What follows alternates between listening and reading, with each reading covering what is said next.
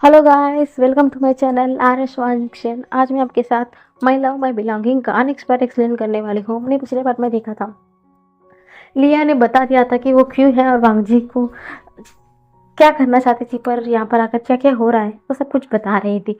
अब आगे तभी लिया बोलती है, हाँ मैंने गा को सरगेसी के लिए मनाया था।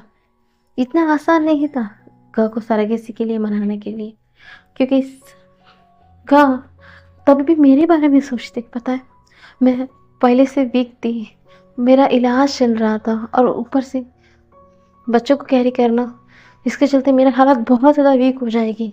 गा नहीं चाहते थे मेरे साथ कुछ और अनहोनी हो, कुछ ना कुछ मैं सफ़र करूं। गा कुछ सफ़र कर सकते हैं, पर किसी और को उनकी वजह से सफ़र करते हुए नहीं देख सकते थे।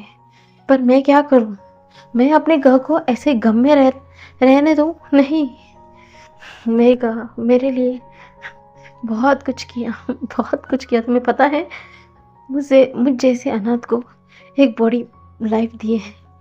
मुझे इतना बड़ा आसमान दिया था ताकि मैं उड़ सकूं, अपने लिए खड़ा रहूं। आखिरकार उन्होंने मुझ जैसे के लिए उन्होंने जो कुछ भी उनसे बन पड़ा वो सब कुछ किया। मैंने उनसे कहा कि मुझे शादी करने के लिए, उन्होंने कर दिया, मेरा इच्छा पूरा किया। मुझे पता है, मैं एक अनाथ के सिवा कुछ नहीं थी। मैं कितना भी कुछ ना बन जाऊं, फिर भी मेरे आगे पीछे कोई नहीं है, यही सच्चाई थी। पर गा ने उसे भी अलग किया था। अब मैं सबके लिए लिया नहीं, मिसेस वे लिया है, विभूषण की हस वाइफ। पता है, मेरे पास एक फैमिली है। मेरी गा मुझे हमेशा कंप्लीट किया है। अब मुझे मुझे भी तो अपनी गा के लिए कुछ ना कुछ करना है, क्योंकि मैं जानती हूँ मुझे संभालने के लिए मेरी गा अब तो स्ट्रांग बन रहे हैं। मुझे कुछ हो जाएगा तो गा वापस से पहले की तरह पहुँच जाएंगे।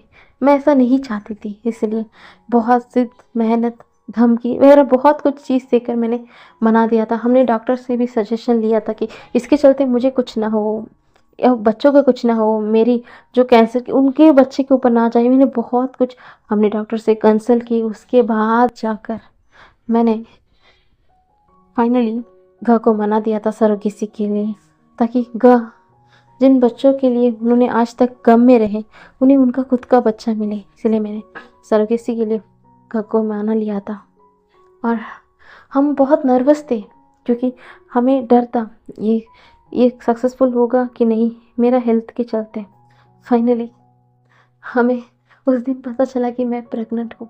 मैं अपने आप को रोक ही नहीं पाई, क्योंकि मैं जिस खुशी को मेरे गा महसूस करना चाहते थे, उसी खुशी को तुमने छीन लिया। तुम हो गुनहगार, तुमने मेरी गा से उनके बच्चे को छीन लिया। तो मैं उस खुशी को पूरा करना चाहती थी, तो मैंने उस दिन रुक भी नहीं पाई। मैं सीधा दौड़कर कंपनी आ गई थी। अपने गाँव को सीने से लगा लिया था मैंने। मैंने बता दिया था कि मैं प्रेग्नेंट हूँ। उनका बच्चा अब इस दुनिया में आने वाला है, उनका खुद का बेबी। अभी उन्हें हैप्पीली रहना होगा, उन्हें सर्वाइव करना होगा हैप्पीली अपने बच्चों के लिए। मैं ये बताना चाहती थी। हम बहुत खुश थे। पता है, गा उसके बाद से अपना गम से सबसे निकल गए उनके बच्चे के लिए। वो मुझे इतना ख्याल रखने लगे। पता है, फिर भी कुछ ना कुछ तो दिल में हर्ट होता है। पता है, मेरे गा के लिए मेरे लिए इतना प्यार तो है, पर मैं ये वाला प्यार नहीं। मैं अपने गा को मेरे लिए जो प्यार चाहती हूँ, ये गर्लफ्रेंड बॉयफ्रेंड वाला। पर मैं जानती हूँ कि मेरे गा तुमसे प्यार करते हैं, तुमसे। पर इतने में भी मैं हैप्पी थी। मैं देख रही थी तुम्हें भी, तुम दिल दिल कर कर मर रहे थे, तड़प रहे थे, रो रहे थे। मुझे अच्छा लगा। पता है क्यों? क्योंकि तुम्हारी वजह से मेरी गाने खून के आंसू रोए थे, तो तुम कहाँ पीछे हट जाओगे। मैं बहुत हैप्पी थी। मुझे लगा कि तुम्हें भगवान सही पनिशमेंट दे रहे हैं, तुम्हें अक्ल आ जाएगी अब तो। पर मेरा ये गलतफहमी उस दिन टूटा जिस दिन तुम नशे के आलम में मुझे उतना कुछ नहीं बोलते।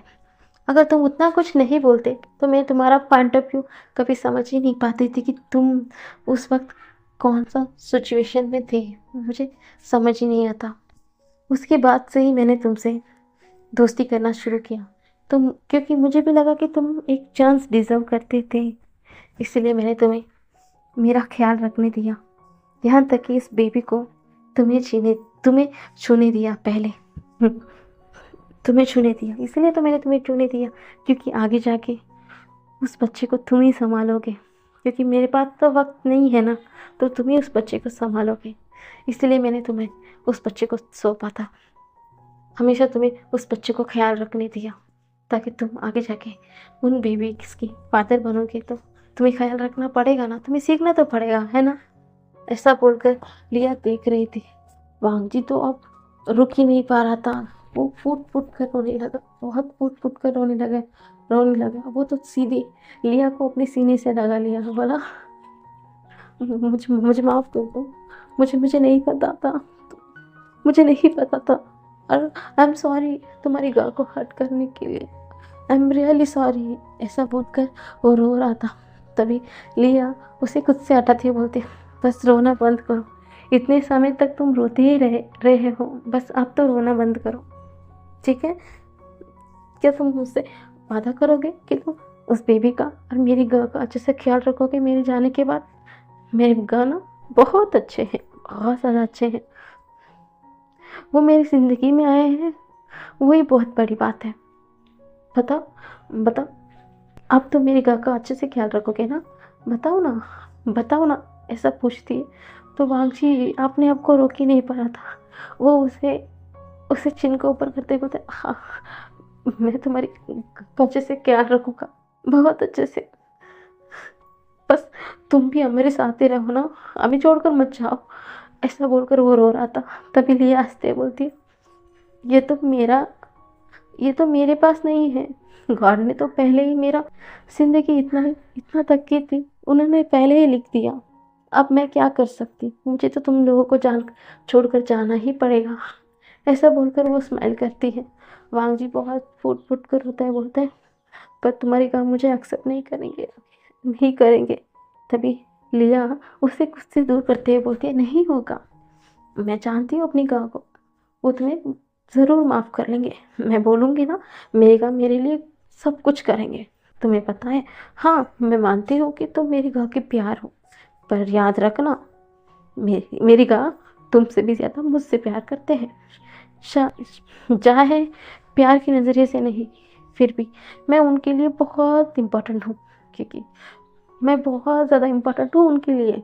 मैं जो भी कहूँगी मेरी गाँव मान लेते हैं, मैं तुम्हें एक बार चांस देने के लिए बोलूँ ना, मेरी गाँव मान जाएंगे। तुम्हें समझ में आए, मेरी गाँव तुमसे ज़्यादा मुझसे ही प्यार करते हैं। ऐसा बोलकर वो देख रही थी। वांगजी सिर्फ आंसू भरी आंखों से लिया की तरफ ही देख रहा था। उसके आंसू तो अब तो रुकने की नाम ही नहीं ले रहे थे। ये लड़की अब आखिरी सांसों में है, फिर भी ये कैसे बातें कर रही है, उसे तो अपने आप को कंट्रोल ही नहीं कर पा रहा था। तभी लिया की सांसें अब उकड़ने लग गई थी। लिया बोलती है, चलो, मुझे जल्दी से गाँ के पास ले चलो, जल्दी से ले चलो गाँ के पास, मेरे पास वक्त कम है, मुझे अपनी गाँ के लाइफ में किसी और को लाना है। मुझे लगता है तुमसे बेटर और कोई नहीं है। मुझे अपनी गाँव की लाइफ को सेटल करते हुए जाना है, सब कुछ सही करते हुए जाना है, और तुम भी एक चांस डिजर्व करते हो, इतने दिन में मैंने देखा है। चलो मुझे अपनी गाँव से बात करनी होगी, और हाँ, मुझे अपनी आखिरी सांसें भी अपनी गाँव की बाहों में लेना है। ले चलो ना मुझे, जल्दी से ले चलो, मेरे पास वक्त नहीं है।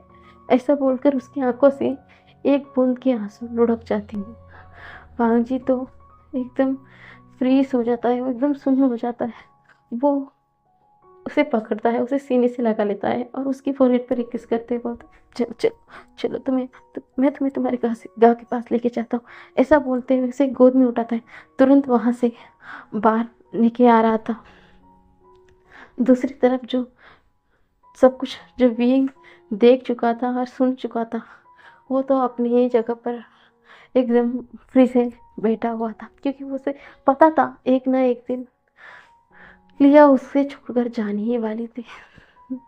वो सच में लिया उसके लिए तो उसकी बच्ची की तरह थी, क्योंकि जिस दिन उसने अपनी मम्मी पापा को खोया था, हाँ, उसके अंकल आंटी उस जिम्मेदारी में गिर चुके थे, पर भी विंग तो अकेला पड़ चुका था ना, उसके पास कोई नहीं था, सब लोग अपनी जिम्मेदारियों में थे।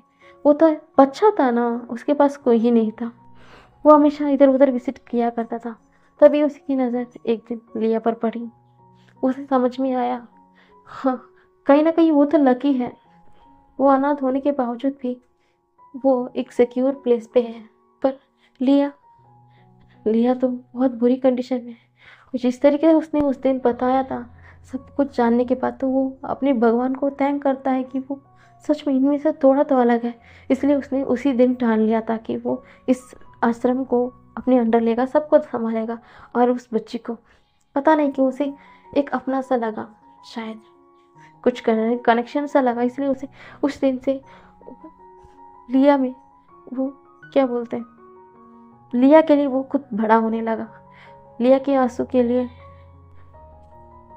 वो नहीं देख सकता था, लिया को आंसू आंसू बहते हुए नहीं देख सकता था। लिया के लिए वो खुद बड़ा हो गया था। वो कभी कभी लिया के लिए उसकी मदर, नहीं तो उसकी फादर, उसकी दोस्त, उसकी वेल विशर, उसकी भाई की तरह, उसकी दोस्त की तरह उसके लिए हमेशा खड़ा होता रहा। और उनका रिलेशन सच में अलग थे। लिया उसके लिए क्या है, शायद कभी बीइंग भी किसी को बता नहीं सकता। कभी कभी उसके लिए वो बच्ची है, उसके लिए दोस्त, उसके लिए क्या है। हाँ, प्यार तो नहीं हो सकती, प्यार तो सिर्फ उसका लालजान है, लालजान। पर लिया का रिश्ता क्या है, कभी बीइंग भी उससे बता नहीं सकता। इसलिए बीइंग अपनी ही सोच में था। पर बाकी सब लोग तो पूरा शॉक थे, इतना कुछ हो चुका यहाँ पर।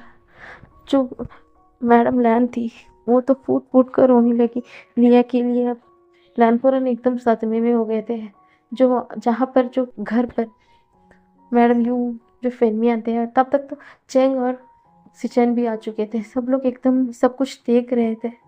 अब सच में सब लोग लिया लिया से एक बार तो मिलना चाहते थे। सब लोग तुरंत कंपनी के लिए निकल चुके थे, क्योंकि जिस तरह लिया बता रही थी कि वो आखिरी बार अपनी गर्ल से मिलना चाहती है, कहीं ना कहीं उन्हें पता था कि वो अब कंपनी ही आएंगे। इसलिए दौड़कर सब लोग कंपनी आ रहे थे। कंपनी में सारे स्टाफ भी एकदम शांत थे।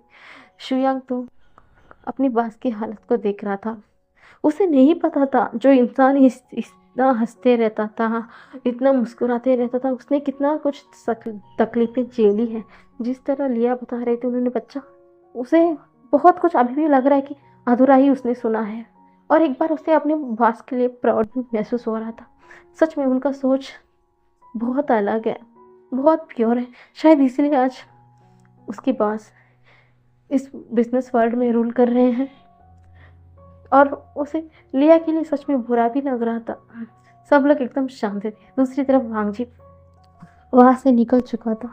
वो इधर उधर गाड़ी को देखता है। गाड़ी वहां पर बाहर खड़ी थी, जो उनके ही थी।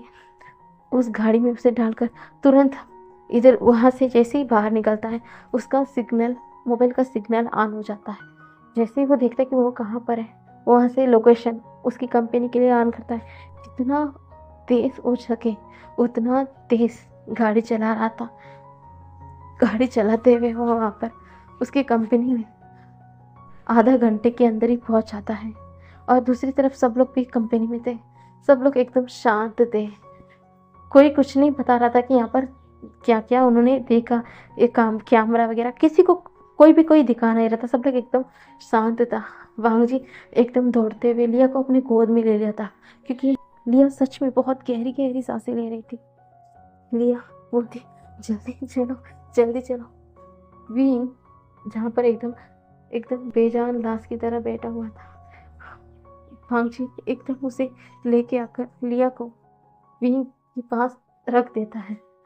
जैसे ही विंग लिया को देखता है, वो एकदम उसे सीने से लगा रहता है, बोलता है, रोते हुए बोलता है, तुम ठीक हो ना, तुम ठीक हो ना लिया, ऐसा बोलता है रोते हुए।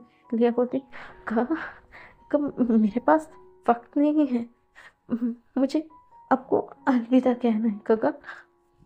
तभी विंग बोलता है, मत, प्लीज लिया, मुझे छोड़कर मत जाओ, हमारे बच्चे को भी छोड़कर मत जाओ। लिया प्लीज प्लीज प्लीज प्लीज तुम रुक जाओ ना। तो लिया बोलती है, गहा ये ऑप्शन मेरे पास नहीं है यहाँ पर रुकने का। मुझे मुझे माफ़ कर दो, मुझे माफ़ कर दो। ऐसा बोलकर वो रो रही थी। विंग भी अपने आंसू को रोक नहीं पा रहा था। वांग जी एकदम शांत खड़ा हो चुका था, क्योंकि वो डाइजेस्ट ही नहीं कर पा रहा था कि इतने टाइम में इतना सब कुछ सुन लिया, अपनी बीइंग के बारे में जानकर, लिया के बारे में जानकर, लिया की हेल्थ कंडीशन, बच्चे, सारा सच उसके सामने आकर एकदम वो तो शांत हो चुका था। तभी लिया विंग की और करीब जाती है, उसकी फेस को अपनी बाहों में, अपने हाथों में पकड़ते हुए बोलती, गगा गगा, मैं कुछ मांगूंगी तो मुझे दोगे ना, मुझे दोगे ना गा। विंग को तो पहले से ही पता है ना कि वो क्या मांगने वाली है। तभी विंग बोलती, "हम्म, बताओ, तो जो भी चाहोगी मैं सब कुछ मानूंगा", ऐसा बोलती है। तभी भी लिया हंसते बोलते, सच में काका, सच में कि आप ना सबसे ज्यादा मुझसे ही प्यार करते हो ना काका। तभी विंग ना स्माइल करता है, बोलते हाँ, मैं अपने लिया से सबसे ज्यादा प्यार करता हूँ। तो लिया तुम रुक जाओ ना यहाँ पर, ऐसा बोलता है। तो लिया एकदम उसके सीने में एकदम अपने सर को रखकर फूट फूट कर रोने लगती। काश मैं यहाँ पर रुक सकती, पर मैं नहीं रुक सकती ना, ऐसा बोलकर वो रोए जा रही थी। वांग जी की आंखों से भी आंसू फिसल रही थी। तभी लिया एकदम उठती है, बोलती, गा प्लीज, मैं चाहती हूँ कि आप वांग जी को एक चांस देगा। वो बदल चुका है, वो रिग्रेट है अपने किए के लिए, वो पछतावा हैगा। वो वो जो कुछ भी किया उस दिन, वो सब कुछ जानबूझ के नहीं हैगा। वो वो भी आपसे बहुत ज्यादा प्यार करता हैगा। सच में उसने गलती किया है, मैं मानती हूँ, फिर भी एक एक एक एक एक चांस उसे दोगे का, एक चांस दे देगा। ऐसा बोलकर वो देखती है। तभी बीइंग एक बार लिया की तरफ देखता हूँ और वामजी की तरफ। तभी लिया बोलती है, "हाँ, ये मेरा आखिरी विश है का, क्या आप इसे पूरी करोगे ना, पूरी करोगे ना?" ऐसा पूछती है। तो बीइंग एकदम उसके सर को सहलाते हुए बोलते, हाँ, मैं करूँगा, पर मुझे नहीं लगता। तभी लिया मैं रोकते हुए बोलती, वो बहुत बदल चुके हैं, बहुत ज्यादा, आपको यकीन नहीं होता, ये लीजिए। ऐसा बोलकर वो अपने लॉकेट को निकालती है और उसमें से एक पेन ड्राइव निकालती है और बोलती, इसे देते हैं गा, वो पूरा बदल चुकेगा, पूरा बदल चुके। आपको यकीन नहीं हो रहा ना, एक बार आप घर में जाकर इसे सुनिए, शायद आपको तब यकीन हो जाएगा गा। ऐसा बोलती भी उस, क्या बोलते हैं, उस पेन को अपने हाथ में एकदम कस कर रख लेता है और कुछ नहीं बोलता। बांग जी कंफ्यूज में देख रहा था कि ऐसा क्या है जो लिया विंग को दे रही है और उसके बारे में क्या पता है लिया को। वांग जी सिर्फ देख रहा था। तब विंग बोलता, ठीक है लिया, मैं उसे चांस दूंगा, पर तुम हमें मत छोड़कर जाओ, प्लीज ना लिया, ऐसा बोलते। पर लिया तो कुछ सुनने की या बोलने की हालत में नहीं। वो धीरे धीरे उसकी आंखें बंद हो रही थी और वांग जी वो पर खड़ा नहीं हो पा रहा था। वो भी एकदम विंग के पास आ जाता, बोलते, लिया लिया लिया, ओपन योर आईज, लिया लिया, देखो देखो देखो देखो, सामने देखो, मुझे देखे, लिया लिया देखो, look at me damn it, look at me, ऐसा वो चिल्ला रहा था। पर लिया पूरी तरीके से अपने आंखों को बंद कर चुकी थी। विंग अब तो बेजान रास्ता हो चुका था। वो सिर्फ रोए जा रहा था, रोए जा रहा था। भांजी लिया को अपने करीब करता है, उसकी फोरहेड पर किस करता है, बोलता है, तुम तुमने ऐसा क्यों किया, ऐसा क्यों किया, ऐसा बोलकर सब लोग रोए जा रहे थे। मैडम लैन, जो लैन को रहते हैं, जो मैडम भी थी, वो बच्चे, सब लोग एकदम शांत सा हो गए थे। पूरा, क्या बोलते हैं, चुप, हाँ, क्या बोलते हैं, जो उनका कंपनी एकदम शांत सा हो गया था। और क्या बोलते हैं, ये केस भी बहुत बड़ा हो चुका था। पर जिस तरह क्या बोलते हैं वांग जी ने उन दोनों को शूट किया था, मियान मियान को जो मारा था वो तो सबको नहीं दिखा था, पर ये भी थोड़ा वायरल हो चुका था। दूसरी तरफ शांति से लिया का अंतिम संस्कार किया जाता है। विंग पूरी तरीके से अपने घर में, अपने कमरे में अपने बच्चों के साथ कैद हो चुका था। और दूसरी तरफ वांग जी उस दोनों बच्चे को खुद से खुद ध्यान रख रहा था, पूरा ध्यान रख रहा था। उस बच्चे को एक पल के लिए भी उन्होंने नहीं दे रहा था। वो तो पूरा कंपनी छोड़ चुका था। अब तो पूरा कंपनी को सिर्फ जियांग चैन और सिचन ही मिलकर देख रहे थे। और दूसरी तरफ ये केस चल रहा था। ये पूरा क्या बोलते हैं, ये सब कुछ सिनेरियो सब कुछ नहीं देखा है क्योंकि लाइव चल रहा था। अ, जो वांग जी को क्या बोलते हैं सेल्फ डिफेंस में शूट करने के चलते उन्हें छोड़ दिया था। हाँ, उसपे थोड़ा क्या बोलते हैं एलिगेशंस लगे, उसे ऐसा नहीं करना चाहिए, फिर भी कानून को हाथ में नहीं लेना चाहिए था, ऐसा बहुत कुछ चला था। फिर भी अगर उस लड़की के साथ कुछ और हो जाता था क्या होता, इसके चलते बहुत टाइम के बाद वी को यानी कि वांग जी को इस केस से दूर बाहर कर दिया था। और वहाँ से जो म्यांमार की बाड़ी थी उसे भी हटा दिया था। ये केस बहुत ट्रेंडिंग में चल रही थी। अब तो सब लोग तो क्या बोलते हैं, अब लिया की सच्चाई तो सब जिस तरीके से उसने खुद से बताया था सब लोग लिया को तो पूरी तरीके से जानते थे। अब फिर भी जो मिस्टर वेवुशन है और वांग जी की क्या क्या खींचातानी है किसी को नहीं पता चल रहा था। सब लोग तो बहुत क्यूरियस भी थे कि आखिर क्या हो रहा है यहाँ पर, कौन सा एंगल चल रहा है। तो तब बहुत ज़्यादा क्या बोलते हैं परेशानी, बहुत ज़्यादा क्वेश्चन के बाद मीडिया में मिस्टर लैन और मिसेस लैन ने सब कुछ बताया था कि कैसे उन्होंने उनकी मदर फादर की प्रॉमिस के चलते क्या क्या हुआ था, सब कुछ बताते हैं। सब कुछ जानने के बाद सब लोग एकदम शांत हो चुके थे। अब तो पूरा जो डिसीजन है विंग के हाथ में ही है, क्योंकि विंग क्या चाहता है तो इसलिए अब कोई भी कुछ नहीं बोल रहा था। दूसरी तरफ एकदम घर में वे मैंशन में एकदम शांत का माहौल था। विंग पूरी तरीके से अपने घर में कैद था। तभी मैडम यू मैडम लैन दोनों जाती हैं, विंग को उस कमरे से बाहर निकल कर आती है, बोलती है बेटा शांत हो जाओ। लिया कभी भी नहीं चाहेगी कि उसकी ऐसा दुखी रहे, ऐसा बोलकर उसे सांत्वना देते हैं। एक हफ्ते बाद, लगभग पूरा एक हफ्ते बाद विंग अपने नॉर्मल फॉर्म में आता है, क्योंकि उसे अपने बच्चों को भी संभालना है। वो ऐसे ही दुखी नहीं रह सकता। उसे पहले से ही पता ना, पहले 5 साल पहले ही पता ना कि लिया के साथ एक ना एक दिन ऐसा होने वाला है।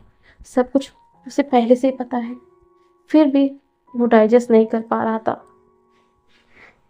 अब तो उसे अपने बच्चे को संभालना है। अब जाकर वो इधर उधर देखता है, तभी मैडम यू बोलती है बच्चे वांग जी के पास हैं।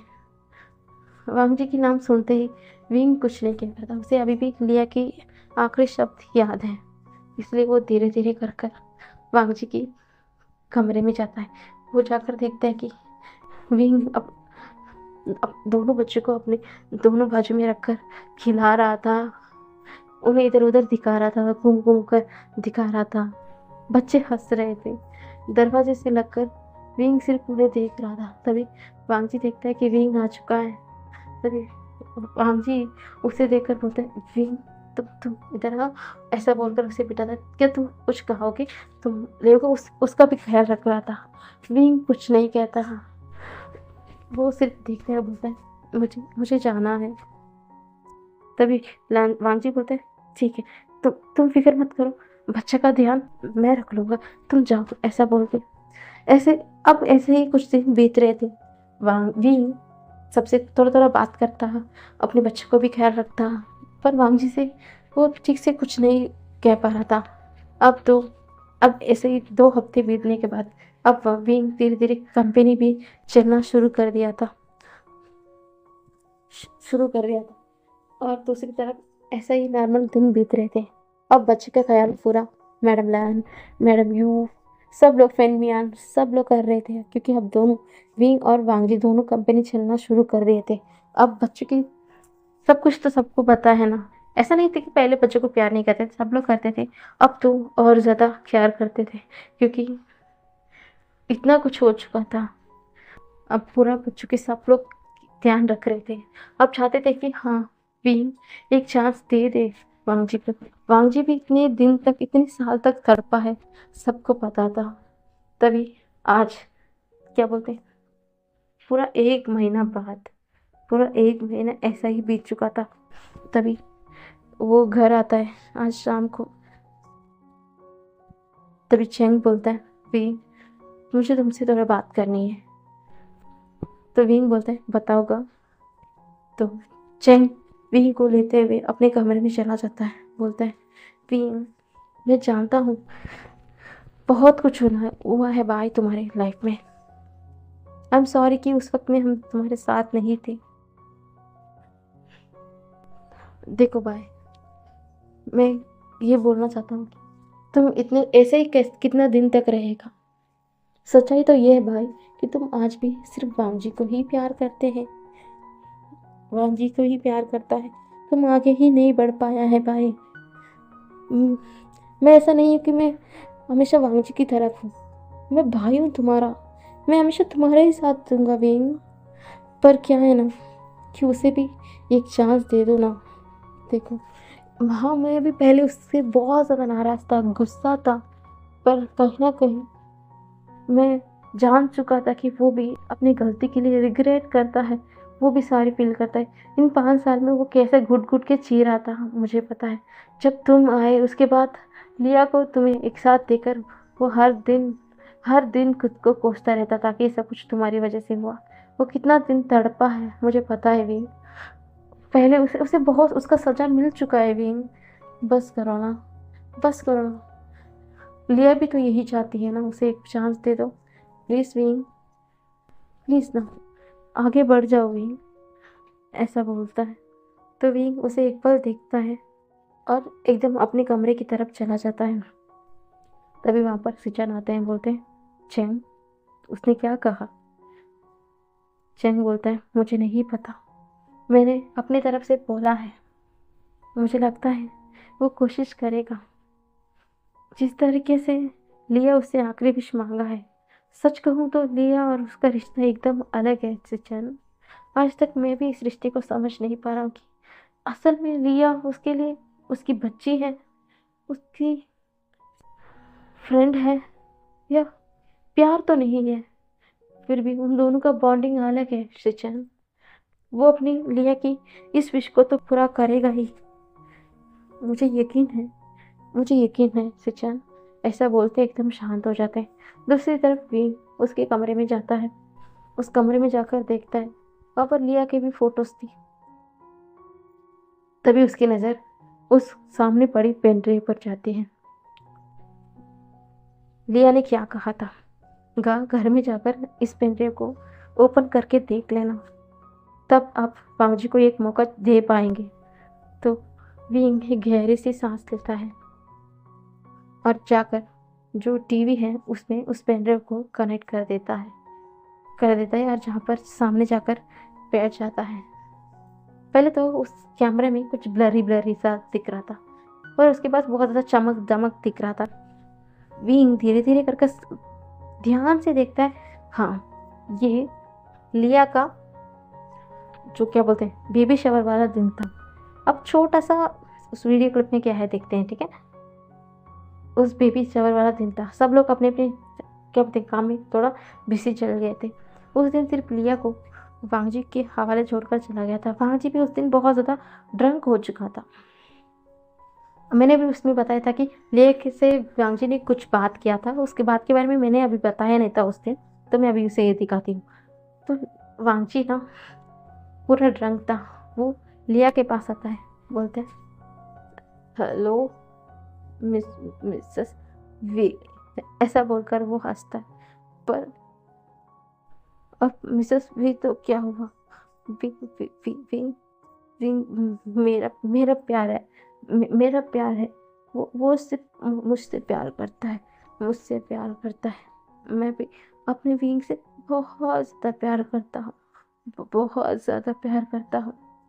मैं जितना प्यार करता हूँ ना अपने विंग से, उतना ज़्यादा प्यार कोई भी किसी से नहीं करता। मैं उसके लिए बहुत ज़्यादा प्यार करता हूँ। तभी लिया देखते हो बोलते अच्छा तुम इतना ज़्यादा प्यार करते हो अपनी विंग से, तो अपनी विंग को इतना ज़्यादा हर्ट क्यों किया तुमने?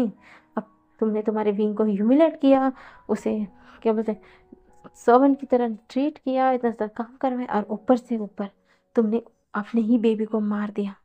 सच में तुम कह रहे हो कि तुम विंग से प्यार करते हो? ऐसा बोलकर वो देख रही थी, तो वांगजी फूट फूट कर रोने लगता है। बहुत ज़्यादा फूट फूट कर रोने लगता है। वो क्या सिर्फ विंग का बेबी था? वो मेरा बेबी था, मेरा बेबी। मैं उस दिन सब कुछ जानबूझकर नहीं किया था, जानबूझकर नहीं किया था, ऐसे बोलकर रोने लगता है। बस आज के लिए इतना ही।